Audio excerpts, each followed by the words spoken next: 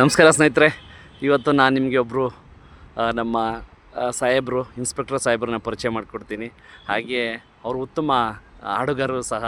ಅವ್ರಿಗೆ ಒಂದು ಹಾಡು ಹೇಳ್ಸೋಣ ಅವ್ರ ಕೈಲಿ. ಸರ್ ನಮಸ್ಕಾರ ಸರ್. ಸರ್ ಬನ್ನಿ ಸರ್. ಚೆನ್ನಾಗಿದ್ದೀರಾ ಸರ್? ಚೆನ್ನಾಗಿದ್ದೀವಿ ಸರ್. ಒಂದು ಹಾಡು ಹೇಳ್ಬೇಕಲ್ಲ ಸರ್. ತಾವು ಹಲವಾರು ವೇದಿಕೆಗಳಲ್ಲಿ ನೀವು ಹಾಡಿದ್ದೀರಿ. ನಮ್ಮ ಸ್ನೇಹಿತರಿಗೋಸ್ಕರ ಒಂದು ಹಾಡು ಹೇಳಿ ಸರ್ ದಯಮಾಡಿ. ಮುಖಪುಟದ ಸ್ನೇಹಿತರಿಗೋಸ್ಕರ.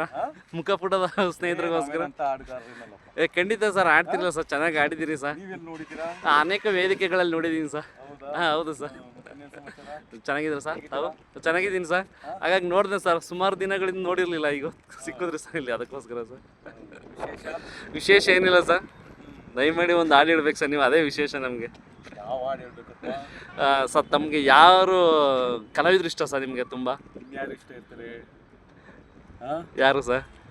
ಕರ್ನಾಟಕದ ರತ್ನ ನಮ್ಮ ಡಾಕ್ಟರ್ ರಾಜು ಸರ್, ಅವ್ರದ್ದೇ ಹಾಡಿ ಸರ್ ದಯಮಾಡಿ. ಅವರು ಹಾಡುಗಳು ಎಷ್ಟು ಚೆನ್ನಾಗಿರ್ತಾವಲ್ಲ. ಹೌದು ಸರ್, ಭಾಳ ಚೆನ್ನಾಗಿರ್ತೇವೆ ಸರ್. ದಯಮಾಡಿ ನಮ್ಮ ಸ್ನೇಹಿತರಿಗೋಸ್ಕರ ನನಗೋಸ್ಕರ ಒಂದು ಆ ಗೀತೆನ ಹಾಡಿ ಸರ್, ಒಂದು ಅದ್ಭುತವಾದ ಗೀತೆ. ಯಾವ ಹಾಡು ಹೇಳಿ?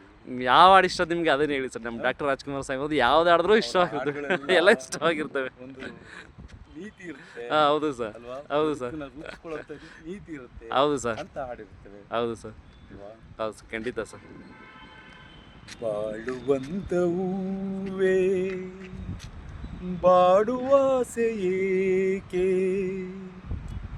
ಆಡುವಂತ ಕೋಗಿಲೆ ಅಳುವ ಆಸೆ ಏಕೆ, ಕವಲು ದಾರಿಯಲ್ಲಿ ಬಾಳು ಸಾಧ್ಯವೇ, ಅವಳಿ ದೋಣಿ ಮೇಲೆ ಯಾನ ಯೋಗ್ಯವೇ. ಆಹಾ.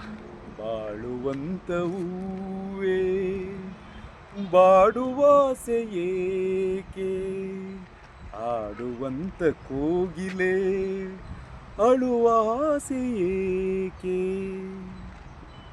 Thank you sir. Thank you sir. ನಮಸ್ಕಾರ ಸ್ನೇಹಿತರೆ. ನಮ್ಮ ಸಾಹೇಬರು ಕೆರಗೋಡು ವೃತ್ತದ ಆರಕ್ಷಕ ನಿರೀಕ್ಷಕರು, ಸಾಹೇಬರು ವೃತ್ತ ನಿರೀಕ್ಷಕರು.